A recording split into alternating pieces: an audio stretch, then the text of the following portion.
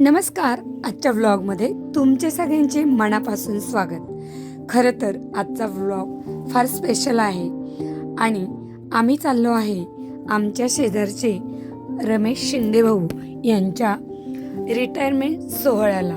अगदी आगळा वेगळा आणि खूपच भावूक आणि खूपच सुंदर असा हा सोहळा तुम्ही नक्की पहा. या कुटुंबातील प्रेम, जिव्हाळा आणि नाती कशी जपावीत, एकत्र कुटुंबामध्ये कसं राहावं आणि त्याचं एक उदाहरण म्हणजे हे आमचे श्री रमेश शिंदे भाऊ. खरंच यांची तारीफ करावी तेवढी कमीच आहे आणि आज तुम्हाला या व्लॉगमधून ते सगळं मी दाखवणारच आहे.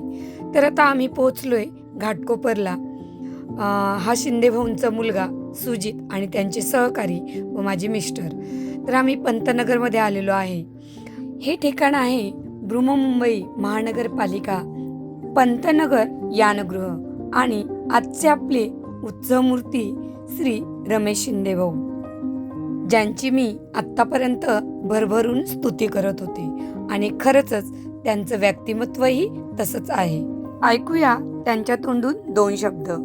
दिवस पण आहे आणि थोडं मनाला पण लागते की आपण निवृत्त होतो इथून आता या क्षणापासून आणि सगळ्या वातावरणातून, आनंदी वातावरणातून बाजूला होतोय ना, मनाला पण लागतंय जरा थोडंसं, पण आनंद काय.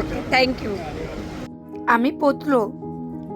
रमेश शिंदे यांच्याशी थोडीशी चर्चा केली आणि त्या पाठोपाठ त्यांनी खास फॅमिलीसाठी बस ठेवली होती आणि गोतावळा तरी पहा, पूर्ण बस भरून त्यांचे नातेवाईक आले होते आणि सगळे एकदम उत्साही.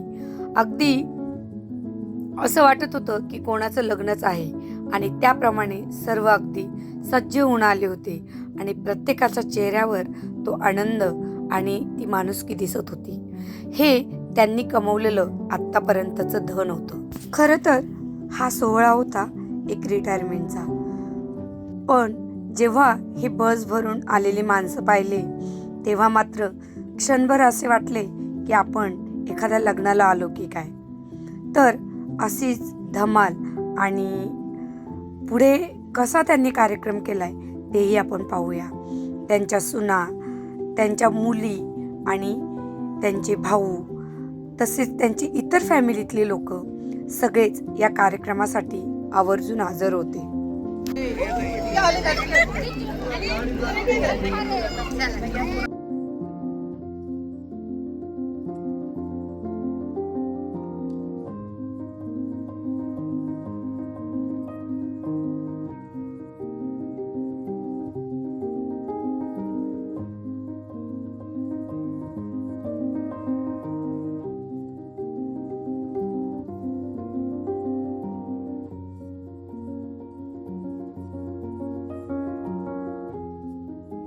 आता सगळ्यांच्या आतमध्ये एंट्री झाली.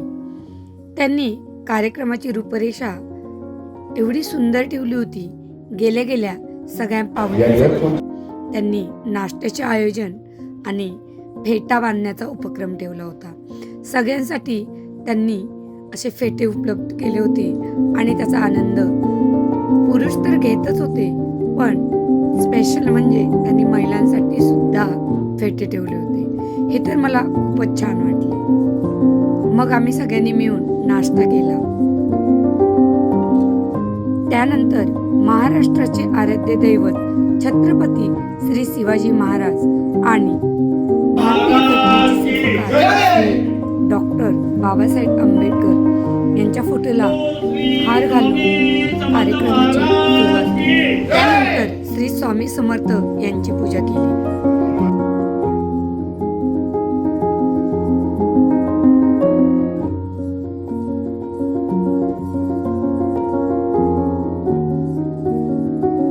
श्री रमेश शिंदे व त्यांच्या सौभाग्यवती सौ रेश्मा शिंदे या माऊलीची प्रत्येक कार्यात श्री रमेश शिंदे भाऊ यांना साथ होती, म्हणूनच त्यांनी सुद्धा त्यांची जबाबदारी मोठ्या दिमाख्यात पार पाडली. प्रत्येक गोष्टीमध्ये परिवार आणि आपल्या बायकोची साथ ही तेवढीच महत्त्वाची असते.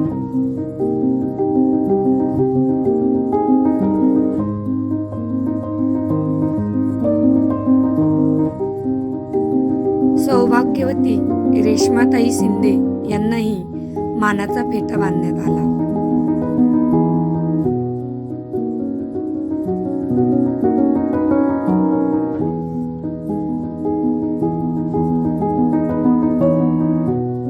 त्यानंतर त्यांच्या बहिणी, इतर नातेवाईक व आम्हाला सुद्धा फेटे बांधण्यात आले.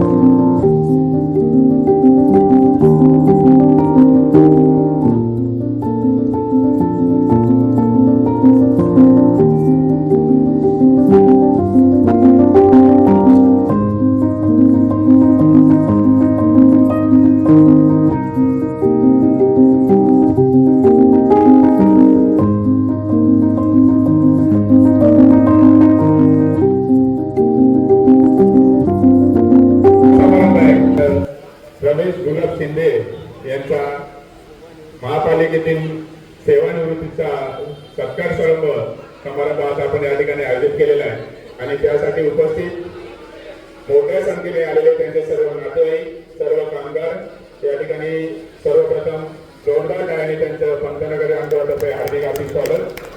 त्याचबरोबर आमच्या म्युन्सिपल मजदूर युनियनचे सरचिटणीस कविस्कर साहेब यांचंही आगमन झालेलं आहे, त्यांच्यासाठी जोरदार टाळ्या. लिंकन साहेब यांचेही आगमन या ठिकाणी झालेले आहे, त्यांचंही हार्दिक स्वागत. श्री तोंडारे साहेब हे या कार्यक्रमाच्या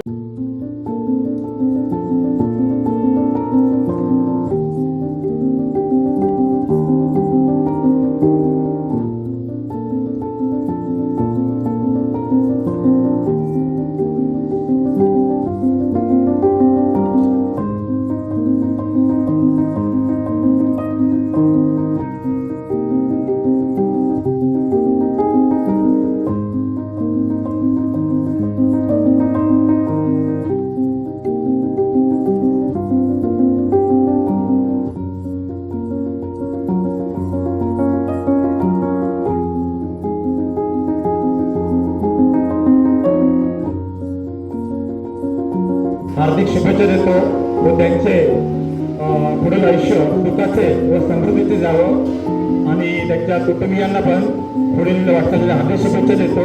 धन्यवाद.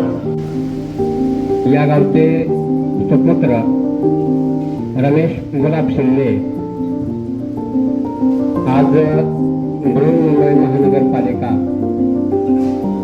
या ठिकाणी रुजू झाले व या पुढेच असं वाटतं की त्यांचा प्रवास हा खूप चांगला झालाय आणि म्हणून पुढील कार्यकाळासाठी त्यांना उत्कृष्ट आरोग्य, उत्कृष्ट जीवन, उत्कृष्ट मित्रपरिवार. आता मी बघितलं वेखंडे सारखा माणूस जो रोज भेटतो, रोज बोलतो. सत्कार समारंभाचे सन्माननीय अध्यक्ष आणि संतनगर ज्ञानगृहाचे वरिष्ठ अभियंता तोंडारे साहेब, ज्यांचा सेवा समाप्ती बंधनात आपण सत्कार करणार आहोत, ते सत्काराचं पहिलं कर्तव्य आहे. मी जवळजवळ 35 वर्ष लागल्यापासून त्यांना मी ओळखल्या कामाच्या विषयी. त्यांना बघितल्यानंतर त्यांच्या चेहऱ्यावर नाराजी ही आयुष्यात कधीही आम्हाला बघायला मिळाली नाही. त्याने आवाज दिला की कामाला माहिती पडायचं की बघ कोणतरी आलंय युनियनचे.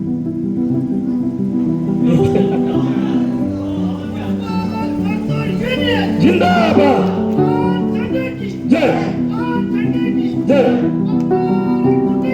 विजय.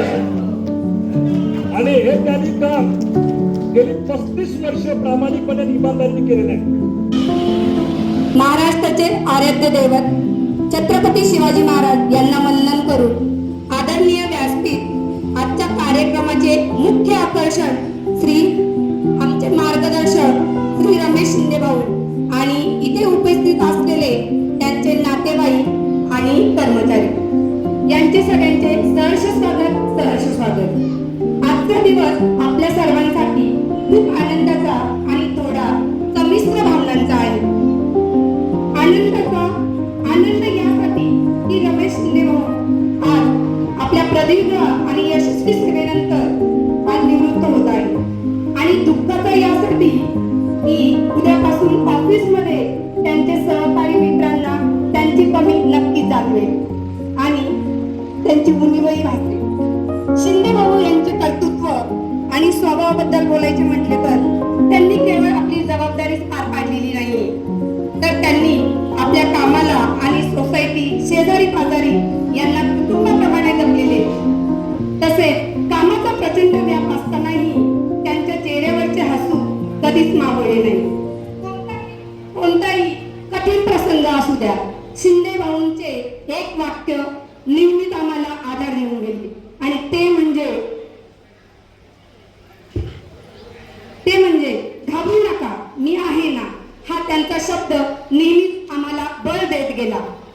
आणि त्यांच्याबद्दल बोलायचे म्हणजे कुटुंबातील शिस्त, वक्तशीरपणा आणि प्रामाणिकपणा, दुसऱ्यांना नेहमी चांगली शिकवण, प्रेरणा देणारा, प्रत्येकाला समजून घेणारा आणि प्रगती कशी करावी याची शिकवण देणारा, असं हा आमचे रमेश शिंदे भाऊ. प्रगती कशी करावी याबद्दल मार्गदर्शन त्यांनी आम्हाला नेहमीच केले. आणि मला प्रत्येकाने आपापले अनुभव सांगितले, पण मला सुद्धा एक शेजारी म्हणून एक अनुभव सांगायचा आहे. शेजारी कसा असावा. एक दिवशी मी माझ्या घरातला प्रसंग सांगते तुम्हाला. आम्ही गावी गेलो होतो, गावाला पूजा होती आणि रात्रीच्या वेळेस अचानक चड्डी बनियन गँगची चोरी झाली. आणि रात्रीच्या या 1:30-2च्या सुमारास भाऊंना आमच्या दरवाजाचा आवाज आला असावा, कारण गँग होती ती, 6 ते 7 लोक होते. आणि अशा वेळेस भाऊंनी धिटाईपणाने दरवाजा खोलून त्यांना ते सामोरे गेले. एकदम असा धिप्पाड माणूस त्यांच्या समोर उभा होता, पण भाऊंनी न घाबरता त्याला सामोरे गेले. त्याच्या हातात भाला होता. भाऊंनी त्यांच्या कुटुंबाची पर्वा केली नाही किंवा स्वतःच्या जीवाचीही पर्वा केली नाही की मी जर आज यांच्या वाटेला गेलो तर उद्या माझं काय होईल. कदाचित त्यांनी रोष ठेवून यांच्यावर हल्लाही केला असता, कारण ती साधारण गँग नव्हती. पण भाऊ आणि त्यांची कुटुंबियांनी आरडाओरड केला, सोसायटीच्या लोकांना जागा केले आणि माझे घर वाचवले. तर मी खूप भाग्यवान आहे की असे शेजारी मला लाभले. म्हणजे हे प्रत्येकाच्या नशिबात नाही. जसं तुम्हाला वाटतं हा सहकारी आमच्यासाठी इतका मोलाचा आहे, तसेच आम्हीही तेवढेच भाग्यवान आहे की असे शेजारी मला लाभले. माझ्यावर अनेक दुःख कोसळले, पण या भाऊंनी एक छोटी बहीण म्हणून नेहमीच सांत्वन केले आणि खूप छान मार्गदर्शन करून यातून मला बाहेर काढले. भाऊ, तुमच्यापेक्षा मी वयाने लहान आहे, पण एक बहीण म्हणून एवढेच सांगेन, आतापर्यंत तुम्ही तुमच्या कामाला वेळ दिला, पण आता वेळ आहे स्वतःला, स्वतःच्या आवडीनिवडींना आणि कुटुंबाबरोबर, नातवंडांबरोबर खेळायला. तुमचे छंद जोपासण्यासाठी आणि निवांत फिरण्यासाठी जाता जाता तुम्हाला एवढंच म्हणेल की निवृत्तीनंतर तुमची ही दुसरी इनिंग पहिल्यापेक्षा अधिक आरोग्यदायी आणि आनंदी जाऊ. पाऊल थकले तरी आठवणी थकणार नाही. तुमच्या कार्याची, तुमच्या शिस्तीची ही शिदोरी कधीच विसरणार नाही. तुम्हाला पुढील दीर्घ आणि सुखमय आयुष्यासाठी खूप खूप शुभेच्छा. नाते तुमचे आमचे रक्ताचे नसले तरी प्रेमाच्या आणि मार्गदर्शनाच्या धाग्याने विणलेले आहे. आमच्या हृदयात कायम जतन केलेले आहे.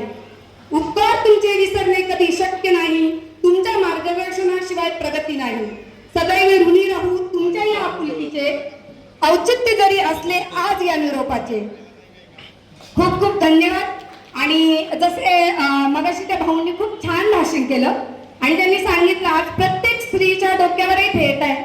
माझ्या आयुष्यात मी आज प्रथमच हा फेटा भाऊंच्या या निरोपा समारंभ घातलाय आणि खरंच खूप छान वाटतंय. आणि त्यांच्याशी बोलताना मनही तेवढंच भरून येत आहे, कारण खरंच तो एक देव माणूस आहे. थँक्यू. धन्यवाद ताई.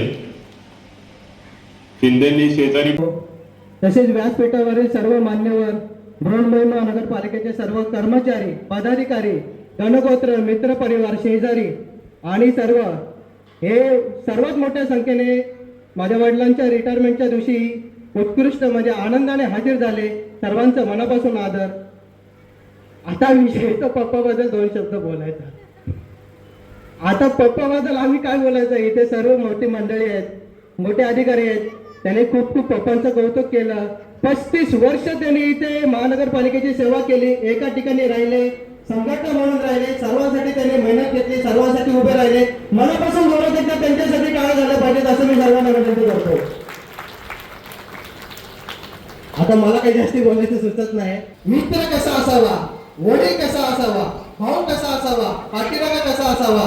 आपल्या सोबत जर आपल्याला कधी कुठलीही अडचण आली तर कोणी अरे नाही मला याला फोन केला पाहिजे, तो कोण असेल तर ते आमच्या वडील लागतील. हे वारंवार त्यांनी सिद्ध केलेलं आहे. माझ्या लहानपणापासून आतापर्यंत मी त्यांना खूप काही गोष्टी करताना बघितलंय. नक्कीच आम्ही त्यांच्यापर्यंत तेवढं पोहोचू शकत नाही, पण त्यांच्यासारखं वागण्याचा, तेव्हा समाजाला आपल्या पदाचा किंवा आपला काहीतरी उपयोग होईल, आपण इतरांच्या कामात पडू.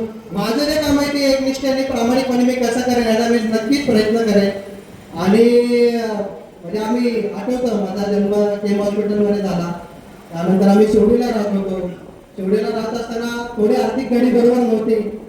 हळूहळू प्रगती झाली, आम्ही डिग्याला राहायला आलो. तशीच परत मला 2 बहिणी, 1 भाऊ, आम्ही 4 जण झालो. आम्ही 4 जणांचं शिक्षण, त्यांना योग्य संस्कार, त्यांना समाजात उभं राहून तुम्ही शिक्षण घेऊन समाजाला 2 हात कसे कराल ही ताकद जर कोणी आमच्याकडे आली असेल, म्हणजे आम्हाला कोणी दिली असेल, तर त्याचं श्रेय टोटली सगळं आई वडिलांना जायचं. त्यांच्यासाठी कितीही टाळ्या वाजवल्या, कितीही काय बोललो, कितीही काही सांगितलं तरी ते कमीच आहे. त्यांच्याकडून आम्ही कधीच म्हणजे या जन्मात 7 जन्मात कधीच पडू शकत नाही, हे होऊ शकत नाही. त्यांनी ज्या प्रकारे आम्हाला घडवलंय, आमचे बहीण असतील, आमच्या आत्या असतील, आमचे मामा असतील, ज्या प्रकारे त्यांनी सर्वांना मदत केली, कुठल्याही सहकार्याची त्यांनी अपेक्षा न ठेवता माझं इतरांना सहकार्य कसं जाईल, त्यांचं माझ्याकडे चांगलं कसं होईल याचं त्यांनी नेहमीच सर्व हे केलेलं आहे. माझं इंजिनिअरिंग झालं, त्यानंतर मग भावाचं शिक्षण वगैरे झालं, सर्व त्यांनी व्यवस्थित केलं. मला एक गोष्ट आवर्जून सांगायची वाटते, शिवाजी महाराजांच्या काळामध्ये औरंगजेब पक्ष बोलत होता, अरे महाराष्ट्रामध्ये शिवाजी महाराज आहे, तिथे कुठल्याही मुली कुठल्याही त्रास होऊ शकत नाही. तसा विश्वास जर आज कोणामध्ये असेल तर फक्त रमेश शिंदे आणि फक्त रमेश शिंदे यांच्यामध्येच आहे. दुसरा या जगात कुठला माणूस आहे ज्यांच्यावरती 2 मानापासून किंवा एकदम डोळे दाखवून विश्वास ठेवू शकतो, ती व्यक्ती फक्त आणि फक्त माझ्या वडील आहे. याचा मला खूप अभिमान आहे. सगळेजण बोलतात की सगळ्या जणांनी आता मनापासून सांगितलं की आता रिटायर झालेले, इथून पुढे त्यांच्या मनाने त्यांना सांभाळावं, त्यांना खूप सहकार्य करावं. पण मनापासून सांगतो साहेब, वडिलांना रिटायर होण्याचा अधिकार नसतो. त्यांना कालही नव्हता, आजही नाही आणि इथून पुढे त्यांना अधिकार नसणार आहे. फक्त एवढेच मी त्यांना ग्वाही देऊ इच्छितो की त्यांचं पुढे आयुष्यात आमच्याकडून पण खूप चुका झाल्या, खूप अडचणी झाल्या. आम्ही कधी पडलो, कधी उठलो, योग्य वेळी योग्य मार्गदर्शन, योग्य वेळात योग्य आपल्याला मुलाला कसं समजावं, आपल्या मुलीला कसं समजावं, आपल्या बहिणीला कसं समजावं, आपल्या नातेवाईकांना योग्य वेळी योग्य मार्गदर्शन कसं करावं हे सर्वांनी सांगितलं. मोठ्या वेगळी सांगायची गरज नाही. ह्याचं मूलभूत एक फक्त उदाहरण म्हणजे आमचे पप्पा आहेत आणि आमची मम्मी आहे. त्यांना मनापासून त्यांनी मला माझ्यासाठी तर त्यांनी खूप काही कष्ट भोगलेले, म्हणजे खूप काही त्यांनी माझ्यासाठी सहन केलेलं आहे. आता मी काय एवढे जास्त करू शकत नाही, पण माझ्यासाठी ते आई वडिलांच्या पलीकडे म्हणजे खूप काही त्यांनी माझ्यासाठी केलेलं आहे. मी आता नाही सांगू शकत तुम्हाला. आणि खरंच मनापासून त्यांना अभिवादन करतो. आम्ही त्यांना सांगू त्यांची सर्व इच्छा पूर्ण करण्याचा प्रयत्न करू, त्यांच्या समोर उभे राहू, त्यांना जे काय पुढे आयुष्य त्यांचं जे काय सुख साम्राज्य आनंदी भरभराटीने कसं यायचा आम्ही विचार करू. रस्त्याने चालत असताना त्यांना जर काटा लागला तर तो काटा त्यांना लागायच्या आधी मला लागला पाहिजे, किंवा तो काटा मी कसा दूर करण्याचा प्रयत्न करू हा मी प्रयत्न करेन. तुम्हाला सर्वांना दिसते एवढे म्हणून पडले पाहिजे. बरोबर, आपण चालताना काय करतो नेहमी, तेव्हा कुठे सावली दिसली गडीवर बसला शांत राहिला, बरोबर. पण कालांतराने ती सावली बाजूला होते, आपल्याला जाणवतं अरे ती सावली तर बाजूला झाली, आपण उठून परत तिथं जातो. पण आयुष्यामध्ये आई वडील ही एक अशी सावली आहे की जन्मापासून मरणापर्यंत तुमच्यापासून कधीच दूर जात नाही. तुम्ही किती प्रयत्न करा, किती काय करा, किती आराम ओळा, किती विरोधात काय करा किंवा पुढे मागे जे काय होईल, पण आई वडील अशी सावली आहे की तुमच्यापासून कधीच ते आवाज येत नाही.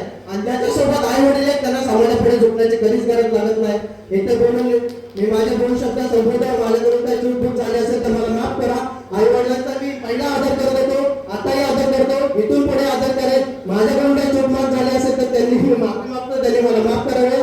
आमचा सगळा गुणवत्तर परिवार हा त्यांच्यासोबत होता, आहे, शेवटपर्यंत राहील. आपण सर्व इथे मोठ्या संख्येने हजर झालात त्याबद्दल आमच्या मनापासून अभिनंदन. आणि सर्वात महत्त्वाची गोष्ट, मुंबई महानगरपालिकेचे सर्व पदाधिकारी यांचा पण मनापासून रिस्पेक्ट करतो. आज 35 वर्ष तुम्ही आमच्या वडिलांसोबत राहिला, त्यांना सहकार्य केलं, इथपर्यंत पोहोचण्यास त्यांना मदत केली. खरंच सर्वांचे खूप खूप आभार, खूप खूप धन्यवाद. जय हिंद, जय महाराष्ट्र, जय बाप्पा. रमेश शिंदेभाऊंचे वरिष्ठ, त्यांचे सहकारी आणि मी व त्यांचा मुलगा आम्ही सगळ्यांनी आमचे मनोगत व्यक्त केले. दुसऱ्या भागामध्ये मुलींचे, सुनांचे मनोगत पाहूया, तसेच इतर कार्यक्रम कसे केलेत ते सुद्धा आपण पाहूया. तुम्हाला हा व्लॉग कसा वाटलाय नक्की कमेंट करून सांगा. लाईक, शेअर आणि सबस्क्राईब करा. धन्यवाद.